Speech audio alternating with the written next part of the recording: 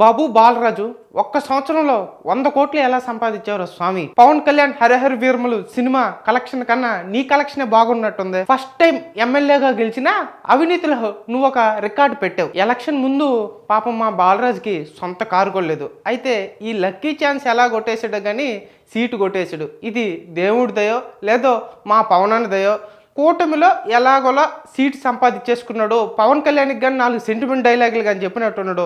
పవన్ కళ్యాణ్ దెబ్బకు పడిపోయినట్టున్నాడు. కూటమిలో seat okay అయిపోయింది.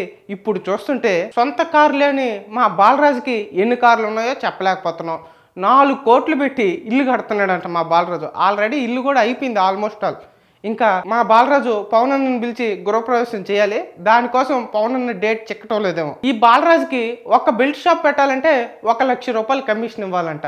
వైన్ షాప్లో 20% కమిషను మా బాలరాజుకి జరిగినా జరగకపోయినా 20% కమిషన్ మా బాలరాజుకి రోజు వచ్చేయాల్సిందే. పవన్ కళ్యాణ్ తెలుగుదేశం ఎమ్మెల్యేని తిడితే చంద్రబాబు తిడతాడు అనుకోవచ్చు. కనీసం నీ ఎమ్మెల్యేకి నువ్వన్నా భయం పెట్టు పవన్ కళ్యాణ్. లేదా ఆ కమిషన్లో గానా సైలెంట్గా నీకేమన్నా కమిషన్ ఇస్తున్నాడా మా బాలరాజు? నువ్వు దేనికైనా సమాధానం చెప్పలే. నువ్వు సినిమాలు తీసుకుంటూ ప్రొడ్యూసర్లకి బయ్యర్లకి డిస్ట్రిబ్యూటర్లకి ఒక పక్క బొక్క పెట్టుకుంటా పోతుంటే ఈ బాలరాజు ఏమో ప్రజల సొమ్ముకి గవర్నమెంట్ ఆస్తులకి బొక్క పెట్టుకుంటూ ఇంకో పక్క నుంచి వస్తున్నారు. ఇప్పటికైనా నిద్రలేచి ఆ బాలరాజు సంగతి ఏదో చూడు పవన్ కళ్యాణ్.